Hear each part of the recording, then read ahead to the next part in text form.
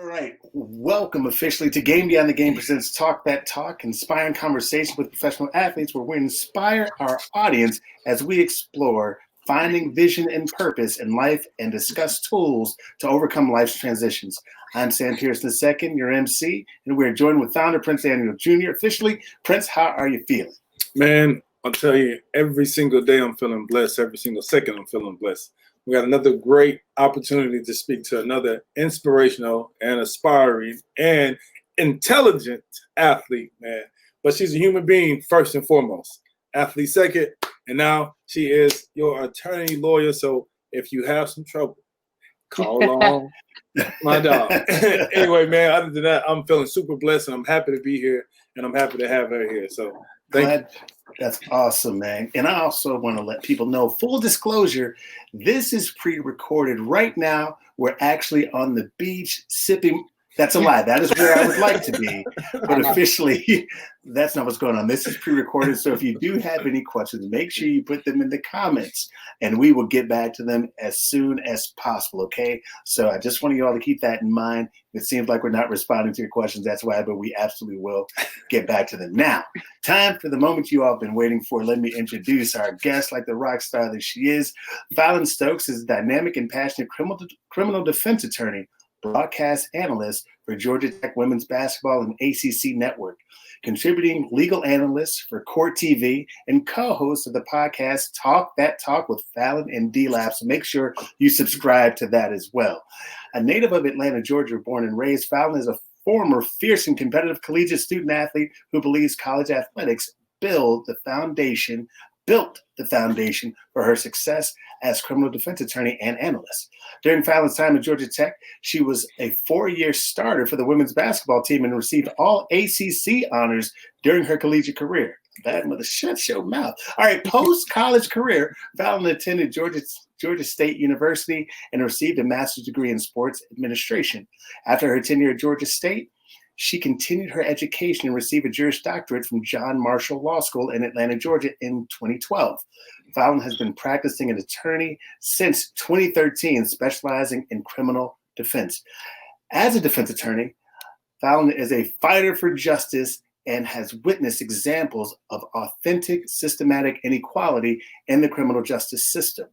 She is an advocate for change in social justice reform and is passionate about seeking justice and helping the ill-served in the community. So wherever you are, I know you're going to clap your hands and stomp your feet. Welcome, Fallon Stokes. Thank you for being here. Thank you for having me. I'm excited to be here. Thank you. On the beach with sand and all the drinks. We're there. She's very happy to be here. Yeah. Right. During this pandemic, we got to imagine being on a beach with a drink. So this is awesome, but I'm happy to be here and discuss and talk about some topics with you guys. So thank you. Thank you. So really quick, you mentioned born and raised in Atlanta. What was that like? How did it feel to be home and to be around, things you're familiar with, right? I love the city. I was born and raised, grew up in Southwest Atlanta. My father is from Atlanta. My mother's from Savannah, Georgia, but I have ties to Georgia either way. This is where the majority of my family is. So this is home. But when I had the opportunity to go to college in my home state, play basketball at Georgia Tech, one of the best institutions in the country, and then had the opportunity to play in the ACC, probably the best basketball conference in the country right now. That was just an amazing opportunity. And I was able to continue my education in Atlanta. I have never left. So this is home. Unless something amazing happens that forces me to leave, I'll be in Atlanta probably forever. So this is home. A-Town down. A-Town, stay down. That's what we do all the time. Hey, that's amazing. So, so you're your hometown hero. You've done a little bit of a lot of everything and owning everything that you've done. So even let's say, what was it like as you were transitioning from high school and deciding, you know what, I'm going to be a collegiate basketball player? How was that transition and what was that like for you? I think it was just trying to get an understanding. When you're in high school and you're good, you don't understand that there are really a lot of other good players out there. The players that you compare yourself with in your own state or in your city because you play against some of the better players, but you're only seeing maybe 5 or 10 really good players in your state. That's how I felt back then coming out. And I was one of the top, like 1 or 2 in the state when I came out. So when it was the opportunity to make a decision of where I wanted to go to school, that was me getting a better understanding that it's a business. And I had to grow up fast. I had an opportunity, had a scholarship on the table. I won't say the university, but then that was taken away. I was told I had plenty of time to make a decision, but you know how you can feel about that. Went on a visit, made my decision and wanted to commit 3 days later. And they told me that my scholarship had been taken. They had offered it to another guard. And then probably about a week after that happened, I go on my official visit to Georgia Tech, and it was just an amazing time. And I think it's so important for kids to understand, like, you know, I had the likes of Tennessee's, Duke's, Clemson, who was really good in women's basketball back in the 2000s, late 90s. But I had some opportunities to choose some big schools, but at the same time, was I going to play right away? And I think that was important to me. And when I went on my visit to Georgia Tech, I knew there were some hurdles that I would have to cross and how competitive the practices would be. You know, I would have to put it out there every day if I wanted to get an opportunity to start and to play a lot of minutes. And it fluctuated. I started some games my freshman year, and then I would be coming off the bench. And it was like playing head games, but I knew if I committed to Georgia Tech, that was going to be an institution where I was going to have an opportunity to play right away and get some experience. So I would prepare myself for the next level in trying to pursue a professional career. So I think that's so important for young kids to understand that it's a business, but you have to put things in perspective where you're going to have the best opportunity to show your best whenever you choose a school.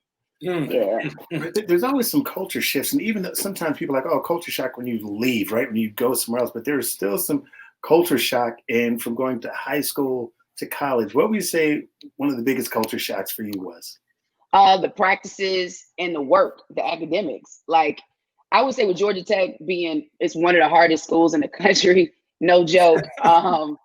When I went in, you know, I was a AB student in high school, National Honor Society, graduated with like a 3.7, 3.8 GPA. And then I get to Georgia Tech my first semester.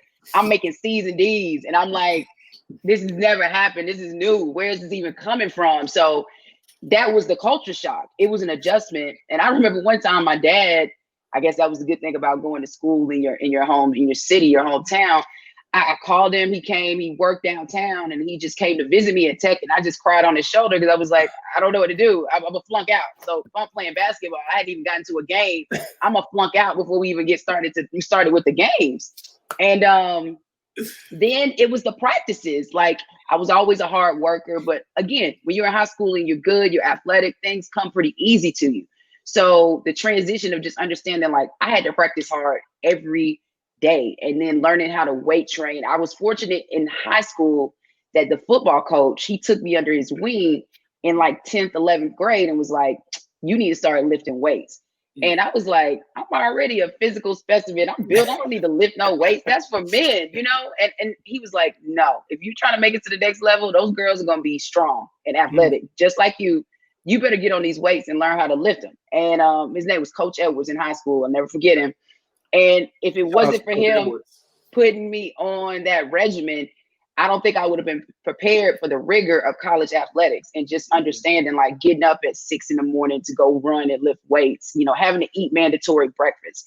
I think that was the huge adjustment, or the culture shock, is everything was so structured, like from study hall to workouts to practice to shooting, and you just didn't have any time. So when I had friends that were able to go out and party after all of these structured activities, I was like, I don't know how you do it.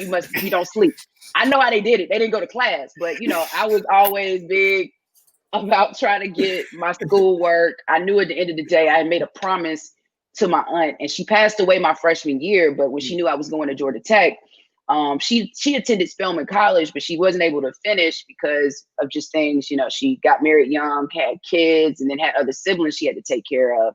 But that was one thing that she always regretted, that she never got her college degree, but was so proud to have attended Spelman College. So when she found out I was going to Georgia Tech, she was like, you got to get your college degree in 4 years. And I'm like, people don't graduate from Tech in 4 years.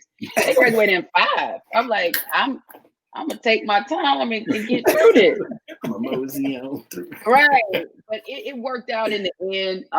But I wouldn't trade that experience for anything in the world. I think it's one of the biggest things or the best thing that shaped me in adulthood and moving forward in my career.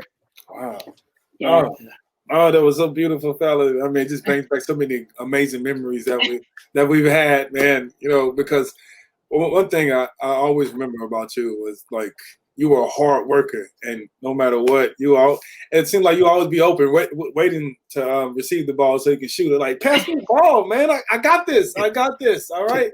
So she was, you know. Yeah. But, give me the rock and see what I do with it. Give me the ball. Give me the ball. In a minor sidebar, it's like for guys, and you mentioned, working out, I don't need to do that. I'm a physical. Like, it's interesting for sometimes guys like, I can hoop, because like, listen, you have no idea how strong you are.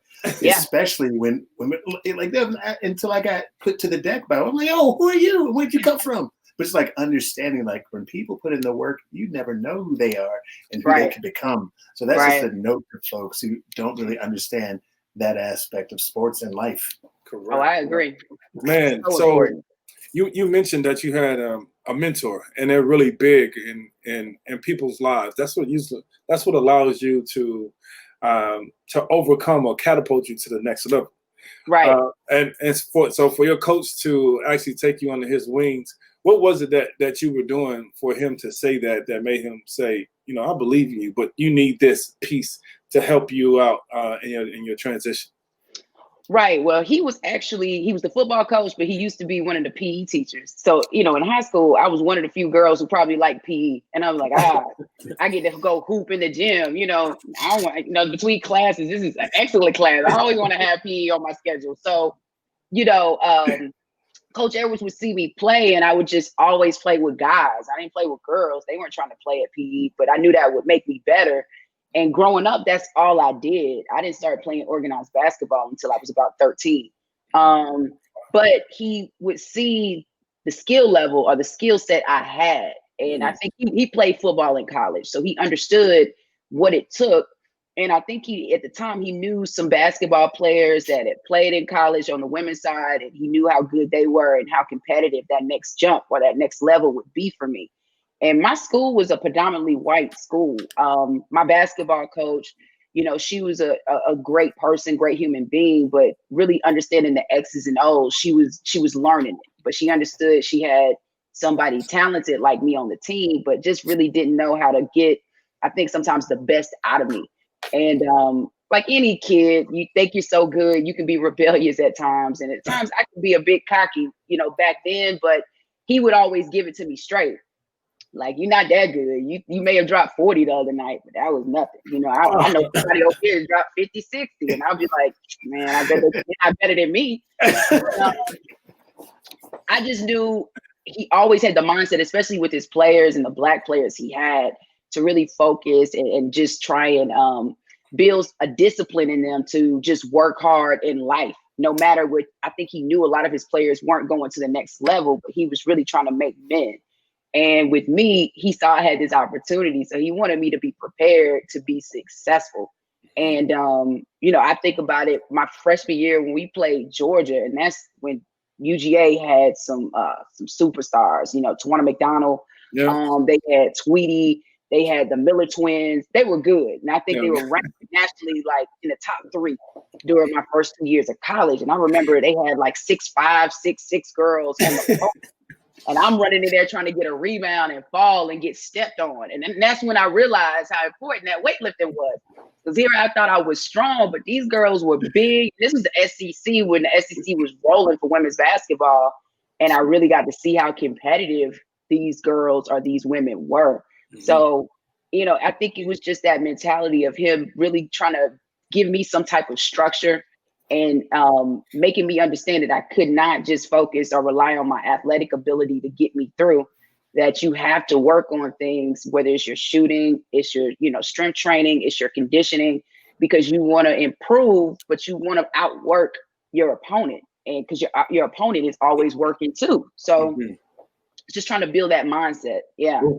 Man, so as an athlete, you know, you know, as you mentioned, you think you're strong, and then you end up running into somebody that's like Goliath, and you're like, what was that? That was a wall. That was a brick wall. You know, a lot of times athletes get discouraged after they run into that brick wall.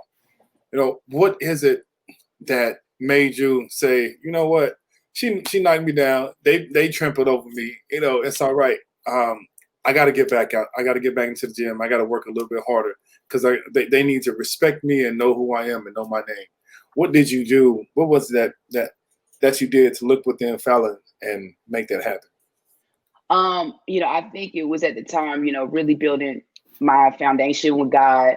And then at the same time, having, you know, two parents that really supported me regardless of how good I was. But, you know, my dad was never the one to really force me into any type of sport. I always wanted to try something out as a kid. If I told him, he would sign me up. The only thing he was big on is that if I did it, I had to finish it. So I think just growing up and having that mentality and that structure, my mom was a disciplinarian, but more so on the academic side. Like, she made sure I got schoolwork in and did everything I needed to do academically to put me in a position to go to college, you know, if I chose to do so. But, you know, when I hit those walls in college, the foundation, I think, you know, like with my spirituality, my family, and then friends, teammates who were seniors, juniors, and seniors, like I'll say Millie Martinez at the time, Nisha Butler, just the likes, Alex Stewart. These were people who had experienced it before me. And some of them were smaller, but then I'm realizing, like, if they can do it, I can figure it out too. And I think it was just that competitive nature because they were day in, day out trying to get better. Even Sonia Mallory, I saw where she started and where she ended. And I think she was really inspirational just to see the work ethic you need to put in to be successful. And I knew I had the talent. I just really needed to put in the work. And, you know, once I think it was midway my sophomore, towards the end of my sophomore year, I think I dropped 30 on Maryland in a game up at Maryland. We didn't win the game, but my coaches were like, where did that come from? You know, because it's intimidating, but I think I just felt the freedom and the confidence just to go out there and play. And I think that was one of the first times I actually felt that freedom because when you're trying to learn a new system, you're learning plays, you're learning defenses, then it changes. You have scouting reports for every team. It's a lot of information. We didn't do that in high school. You'll go through a couple of sets, but it was mainly your own sets and knowing how you play. But just learning game film, studying, getting a better understanding my body, you know, eating better.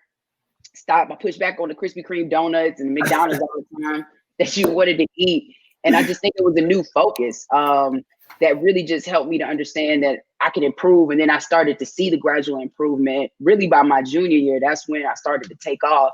And I was like, yeah, I can do this. You know, I can be a top player in this league and be successful and help my team win games. And I think that was important. Wow. And I actually had a chance to see that transition, maturation. And I was just like, man, Fallon gonna go to the league, y'all. And speaking of league, so after college, so on campus or just athletes in general, you already know distinctly who's gonna make it to the league. Whether Right. it's football, whether it's basketball, whether it's baseball, you just know because usually those athletes hang around each other. They just have mutual respect for each other, and they speak, and you know, it's just like, oh, they're gonna make it because they have the mindset. So after your senior year at Georgia Tech, I was waiting to hear like what team that you landed with whenever you went to the WNBA. So, and I know you said you had a transition, but I never had a chance to hear the rest of your story. Can you share a little bit about that? Yeah, sure. So, you know, after my senior year, like my junior year, we made it to the NCAA tournament for the first time in like 2 decades. It was something crazy. Yeah. And that was a pretty amazing experience where once you get that feeling of playing in a tournament game, you want to go back. Like, it was the best experience. We played at Purdue, and we ended up playing Virginia Tech in a close one. We lost by 2 points. Yes. And you just have that inside of you. After my junior year, we lost Sonia Mallory. She was a senior. She was 1 year ahead of me, and she left, and she went on to play in the WNBA. So it was kind of like I saw the person ahead of me that I could inspire or kind of emulate to work and get to that next level. Well, my senior year, it didn't work out as well for our season. We had high expectations, even though we lost her, but we didn't make it to the tournament again. That's my senior year. We didn't even make it to the NIT. So I thought it was a bit of a failure, but I still had a good senior season. But if you're not winning, that's not helping anything. So going in or leaving out of my senior year or progressing or trying to go to the WNBA, that was a year back in 2000 where it was a lockout. Yeah. WNBA players were on strike. They were thinking about not having a season. And then right before the season was supposed to start, they come to an agreement and they decide to move forward. That draft, I was thinking I was going to get drafted, went and worked out for teams, went to camps. They usually have a scouting camp wherever the Final Four is, where players will go. That year, the Final Four was in New Orleans, so I went for that, played extremely well. So I'm thinking like I'm definitely going to get signed. And then I didn't get drafted. So that was so disappointing. And it was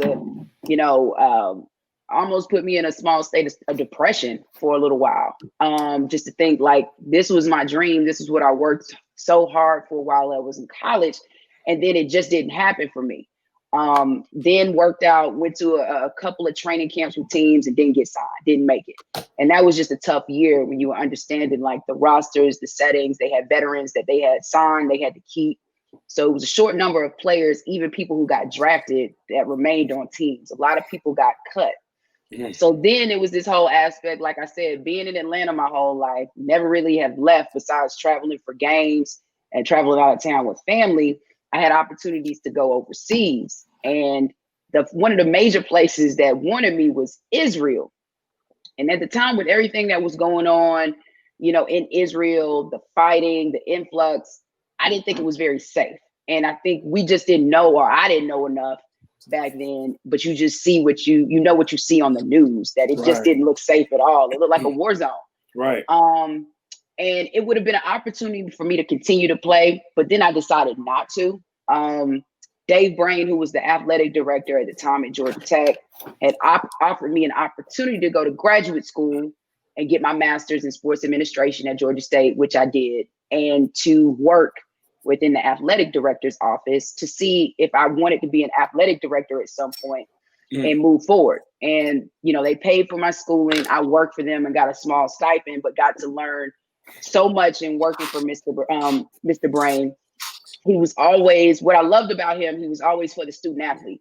Like the student athlete always came first. So he was the type of person you wanted to learn under if I was serious about becoming an athletic director and staying in athletics. But it forced me to grow up a bit. If I had to take it back, I probably would have played overseas for a little while, maybe given more time to see if I would have made it to the league eventually. But it was at a point where it really deflated me.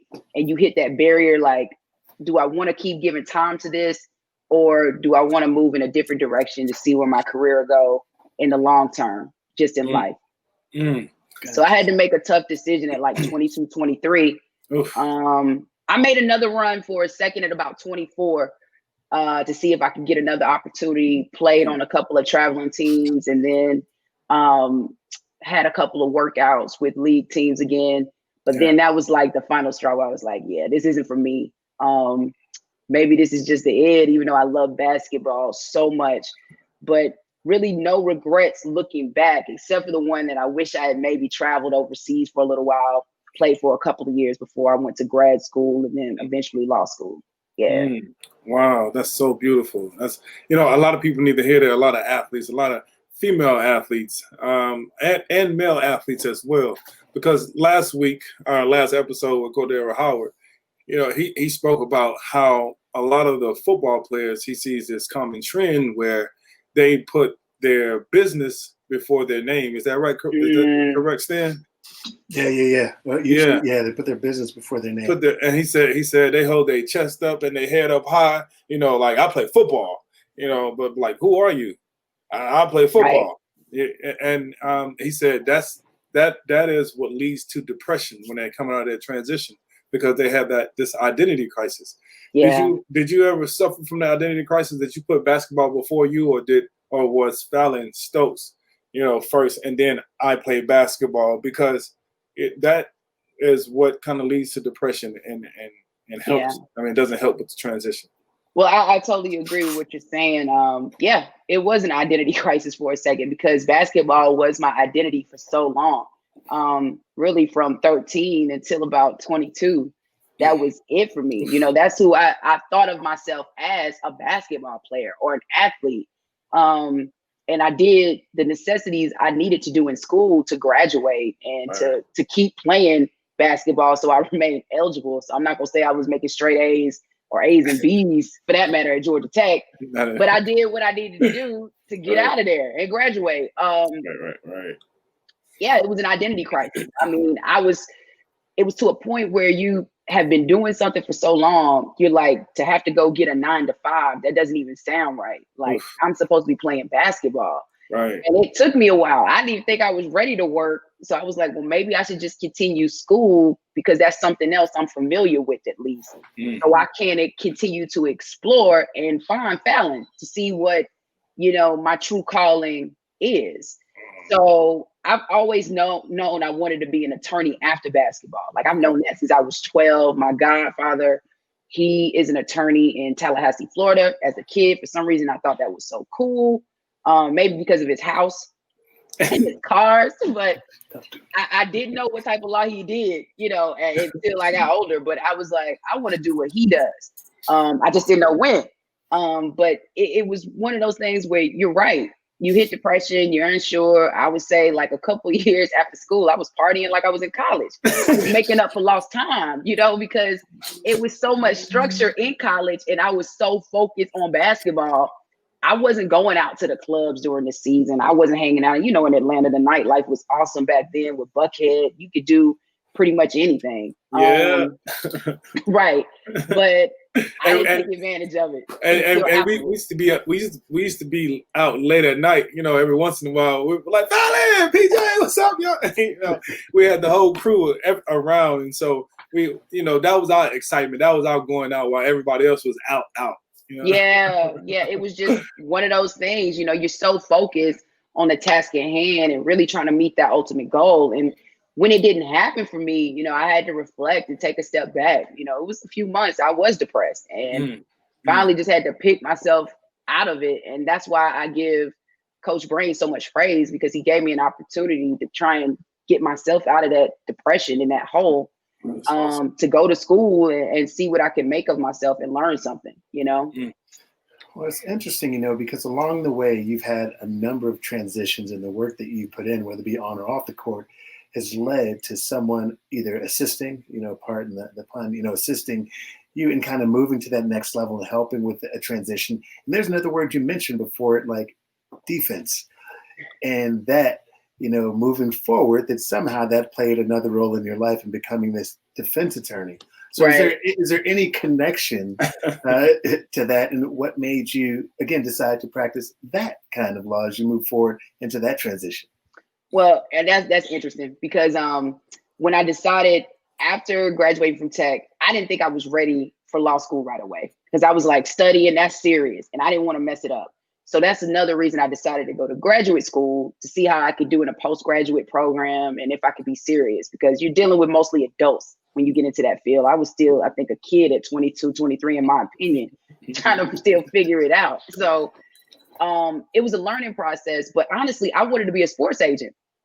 I wanted to be attached with sports. When I did sports administration and working with the athletic association at Georgia Tech in the athletic director's office, I enjoyed learning and figuring out like how games are scheduled. You have contracts, schools get paid so they can come get their tails whooped at your school. I didn't know that stuff, and I'm like, wow, this is big business. But I was like, I really don't want to do this big business. I want to do the big business and stay close to the athletes who are playing and helping them grow and, make a brand for themselves. So that was my mentality. So when I started, right before I was starting law school I started law school in 2008. I went part-time and I worked for a law firm in Buckhead. The attorneys at the time, Manny Aurora and Michael LaSculla, they were a private firm that specialized in criminal defense work. Manny Aurora was one of the best and still is one of the best criminal defense attorneys in Atlanta. And he graduated from Georgia Tech. So I think it was Lucius Sanford who put me in connection because it was, I think, a student athlete who got into a little trouble at Tech, and he hired Manny. And he was the lawyer that they said he should call at the time. So Lucius was like, call him, see if he'll just, if it's an internship, or maybe he'll give you a job. He told me he was looking for some young talent to come help him, especially starting this sports agency. So I was like, cool. So I go work with Manny. He hires me on the spot. Like the conversation didn't even last long. I went to Georgia Tech, and I think I knew some of these athletes. He's like, yeah, you on board. Come on in. So I'm like, all right. So here I'm trying to help him build his sports agency and, getting meetings with some of these athletes, seeing if he can sign them. And it was just the whole concept where I think at the time, Manny had a great concept of trying to help players grow and understand the business of the sport, and understanding that you don't need an agent that you party with, have a good time with all the time. It's great if you build a kinship or a friendship, I think, with your agent, but it's all about growth. And if an agent's not helping you grow or build your brand, then they're not helping you. And I thought that was important, and what I took from it. But at the time, these players weren't hearing that. You're a young player coming out of college. You wanted that agent to throw you some money. I need the condo. I need the ride. I need some vacation. So Manny wasn't of that mindset. He wasn't paying for all that. And it kind of turned players off.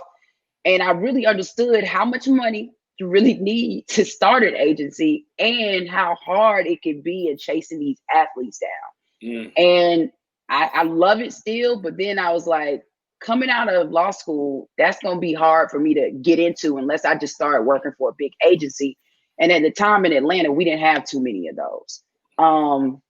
So he was also a criminal defense attorney, and Manny had some big cases, federal, state cases around the city and the country. And he would be of the type that he always wanted like a tag along. So he would have me in some meetings that I never thought I would be in some courthouses I never thought I would be in, sitting at the table with him. And I'm like, I don't know what this is. He's just like, here's a pen and a notepad and just take notes. Make it seem like you belong here. And I was like, oh, okay. And it was just a learning experience because he's brilliant. I think he graduated with an electrical or mechanical engineering degree from Tech, which would make him tremendously marketable to get any job in the country, but decides he doesn't want to do that. Oh, I'm gonna go to law school and I want to be a lawyer, which I thought was amazing for him to have that courage. But it just helped me realize the importance of the criminal justice system and helping people. And it was so many people that I would see sometimes in these courtrooms that were underrepresented. And then it just turned into me, which I am doing now with my criminal defense work. I'm actually a public defender, and I work in Fulton County, and I am in a situation now where I can't choose my clients. But I think that's what makes the job so fantastic, is that you really gotta care about the work and helping people, because sometimes you don't have the best client. They can be a total headache, they can be a pain in my butt, but I have to put into or stay in the mindset that if I was in that same position, I would want somebody advocating for me because my life is on the line. And I wouldn't want anybody shortchanging that because it's so important. My freedom is on the line if my lawyer does not represent me the right way. So I was working with Manny Aurora, who really just shaped my whole mindset of wanting to be a criminal defense lawyer and seeing what he was doing. And then with the experience I gained working for his firm, when I graduated, that was the area I looked into. I thought about becoming a prosecutor. I did an externship when I was in law school, and I tried a case, got a conviction, and it was two co-defendants, and they went to prison. The judge sentenced them to, I think it was 10 years to serve 5 years in prison for aggravated assault. Oof. And I knew I did a good job, but I understood, like, with the resources you have as a prosecutor, how easy it is to prosecute those cases. You have all of the resources you need. As a defense attorney, you don't have that. So to get somebody acquitted or to convince a jury to convict them on a lesser included charge, you've done a great job because you forced the jury to think. And I thought that was what was so intriguing. But once those two defendants went to prison, I was like, this is not for me. I can't do this. Because it I can't wasn't be like it was fun, right? No. And I was like, I cannot be in the business of trying to get numbers and get convictions. And sending people, even though I won't say that it's some people that may need to go to prison sometimes, just depending on the type of crimes they commit. But it's not right with me. I don't want to be responsible for sending them there. Right. So, and you don't want to keep one eye open at night. Right. Right. Because they be in prison thinking about you. As soon as I get out, I'm going to get Fallon. Hey, you do not want that. I'll be honest with you. As a defense attorney, they might keep one. You might have to keep one eye open sometimes too. But, you take it with a grain of salt. Like, one thing I think, I just always try to humanize my clients, treat them like human beings. And if I do that at the end of the day, I usually have their respect.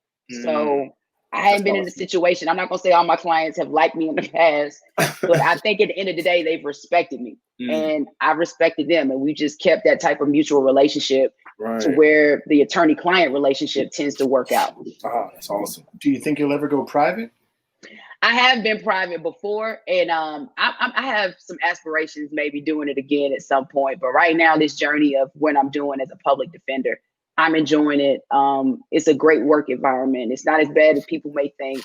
We have a great director in our office that really supports us and puts us in a position to be successful. We have a lot of resources to really help our clients. So I feel good about my decision right now, but I don't know in a few years where I may end up. Well, I appreciate your work. I just want to say that before I go any further, because it's not an easy job at all. But most definitely appreciate it. Most definitely. Thank you. You're welcome. Anytime. Do you still hoop? I meant to ask you, do you still hoop for fun? You still get out there? Yeah. Well, right now I'm actually a friend of mine. She has a daughter who is interested. She's 7 and playing, and I've never trained anybody before. I've been asked all the time, and I'm like, I don't have the patience to train these kids. They don't want to work. And the last few times I've seen her, she's always like, when we gonna go shoot? And I'm like, all right, I'm gonna see if you're serious about this. We're gonna give you a few weeks. So I actually shot yesterday. I trained her yesterday or last night for about an hour just outside, and I love the game of basketball. Even in my office, we had an office league about 3-4 years ago. We played it, and I got in some great shape again. So I was out there hooping, like my life depended on it. I was like, I'm back in business. But the older I get, I hate to say it, man, playing basketball, it will put a strain on your body. So anybody who's playing well in their 30s, I respect it. But besides just working out and staying in some shape, besides shooting a little bit, I don't really touch it as much as I used to, not on that court. But it's always going to be my first love. I love basketball. That's beautiful. Especially if you're hooping outside, because outside is the elements. What? I get bougie out there? Is this blacktop? Want no blacktop on my shoes? Right. And you like, I got to get some fresh kicks. It's a whole regimen. Back in college, or even a little bit after, I was getting free gear. So now I got to buy me some sneakers. I'm like, I don't know. It's like buying new tires. You don't want to drive fast. But if it's a rental car, yeah, burn those tires up. That's amazing. I think I probably just have one last question, if you don't mind, Fallon. Yeah, go ahead. You've had some transitions. You've worked through some things. What's some advice you'd give a younger version of you, right? Like, as you look back over everything you've experienced, what's some advice you give to a younger version of you? Oh man, that's a good question. I think the most important thing is trust and patience, like trusting and having patience with the process. That was really important. I'm still working on my patience in adulthood today. It's an everyday struggle, but I think I've improved over time. But that was something that I learned, especially in college, was just patience and trusting the process, being patient, allowing it to happen, and waiting on my time, not trying to rush anything and control my destiny. I know at least God is always at work. He may not come when you want him, but he'll be there right on time,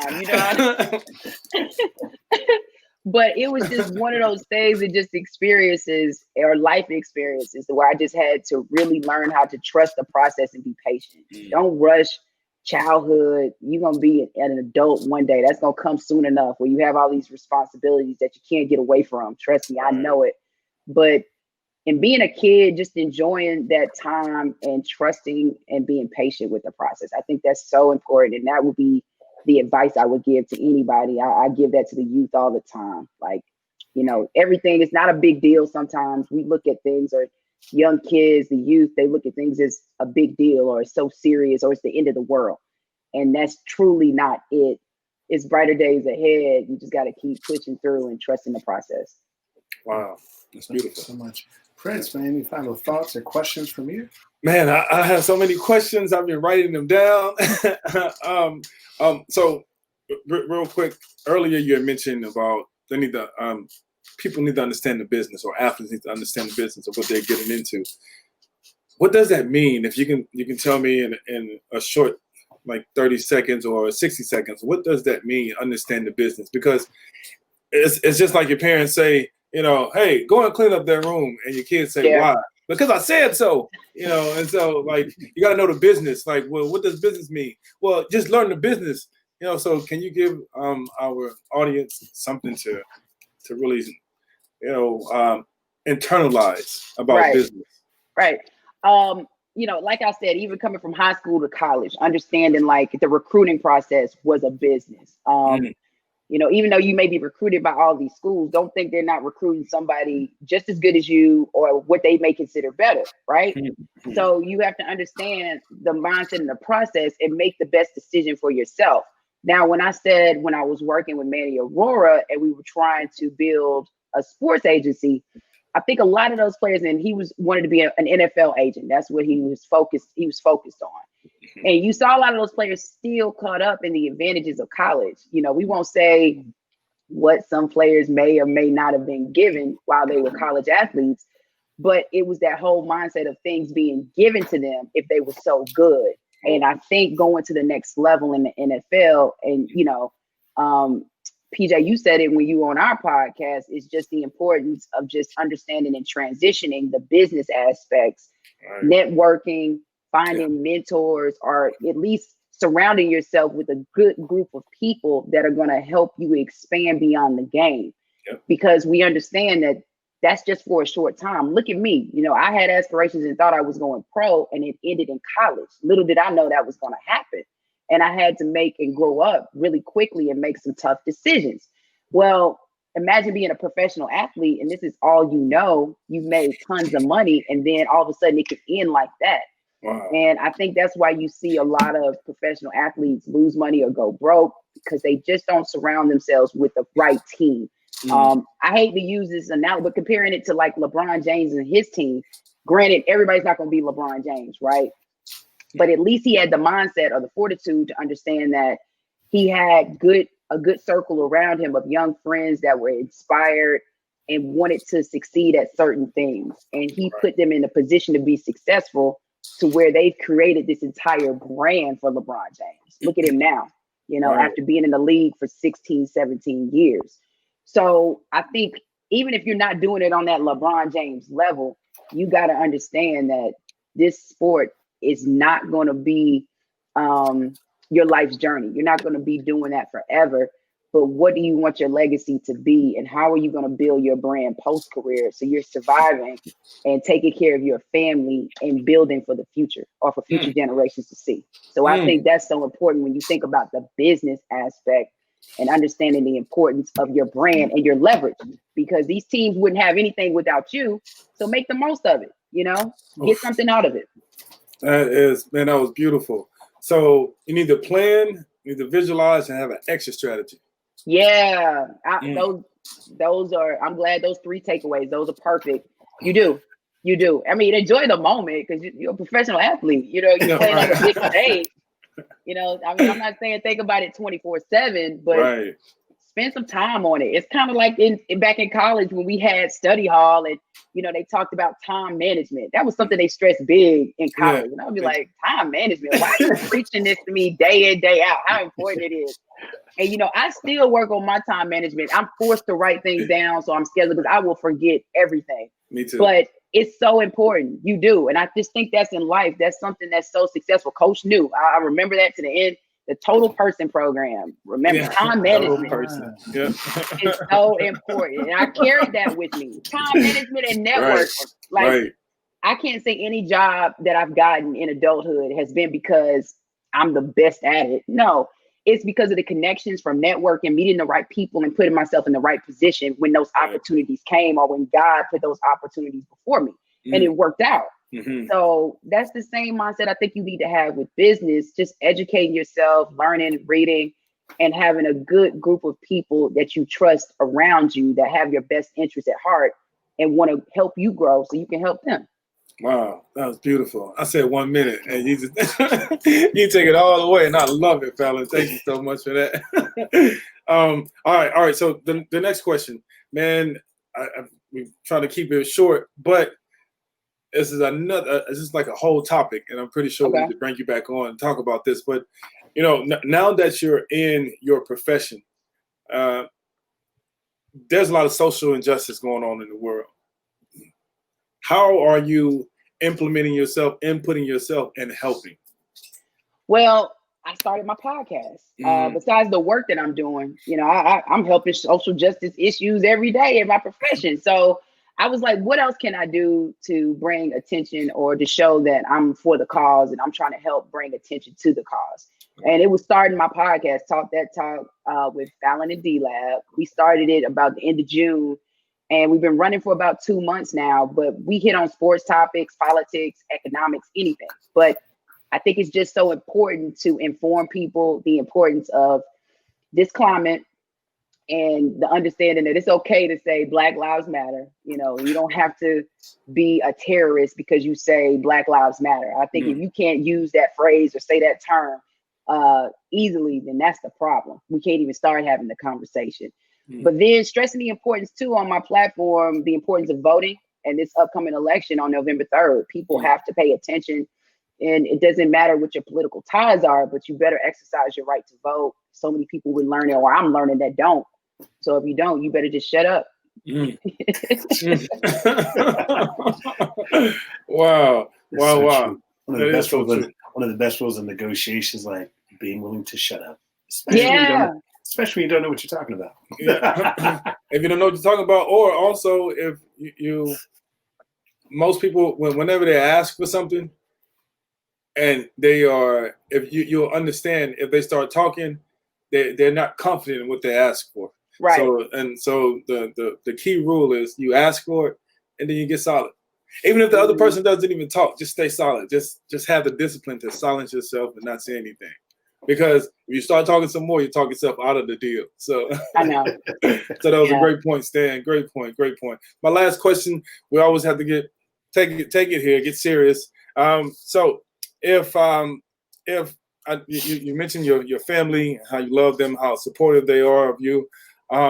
If you only had 72 hours to live, 2020, knock on wood, because I'm not trying to jinx anybody, because but we've been there's been a lot of fatalities in the world, and it's our reality right now. And so if you only had 3 days to live in this world, what would you tell your loved ones?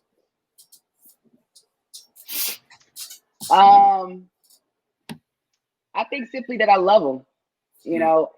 I love them, and thanks for just always supporting me and loving me back. Because I think sometimes you see so many people that don't get that love back, or they don't understand that feeling of having love back, because it's such an ideal of what they see it as. But that I love them, and thanks for loving me back. I think that's as simple as it gets. Oof, that's beautiful. That is so beautiful. Stan, you got it. I appreciate that. Thank you, and thank you for loving me back. Any final words, Fallon, for folks who might be listening, any last nuggets you'd like to share with them? I would just say again, thanks for having me on. But if you want to see what I'm doing, you can go to my personal Instagram handle. It's Future Stokey. And you can also follow my podcast, Talk That Talk with Fallon and DLab. Our Instagram handle for that is Talk That Talk FD. And you can listen to our podcast on all of the platforms, Apple Podcasts, Google Podcasts, and Spotify. And we're also on YouTube. So check us out, support us, and subscribe. That's as simple as I can put it with this one. Most definitely. I had the opportunity to be on there, man. Stan, maybe you guys get a chance to talk. And maybe so. I don't know. We'll see. Maybe I earn a spot on the team. We're gonna talk about some panels. I love what you guys are doing, and just bring attention to current and past athletes. So that's what people want to hear, those stories that can help them if they have aspirations in making it. So I think this is such an important platform as well. So thank you for having me. Oh, you're welcome. Male and female, we want to inspire them. That's what me and Stan are doing. Every Tuesday, we feel extremely inspired to inspire these athletes to evolve and make a difference in themselves. Because, like you said, you see a lot of people and they still have their head down after their career, and they have no direction and they don't know what to do. So, in hopes of this show, we get a chance for them to see how to handle transition, how to handle life, and how to have an exit strategy for anything that they have, or that they get into. So thank you for showing up and just being here. Thank you for having me. This was awesome. Yeah, heck yeah. Officially, Fallon, thank you for going from making moves on the court to making plenty of moves and legendary moves and leaving your legacy as it continues to move along off the court. And thank you again for joining us and sharing your story and being so transparent and dropping the gems that you did. And for those of you who all are watching, please don't forget to like, comment, and subscribe to our YouTube page, Game Beyond the Game. You can join us here next week at Game Beyond the Game Facebook page live every Tuesday, except not live now. Remember, we're on the beach with the excellent drinks in the sand thing. All right, remember, aside from that, live 2 p.m. Pacific Standard Time, 5 p.m. Eastern Standard Time. Thank you all so very much for being here. Have a great one. Peace. Peace.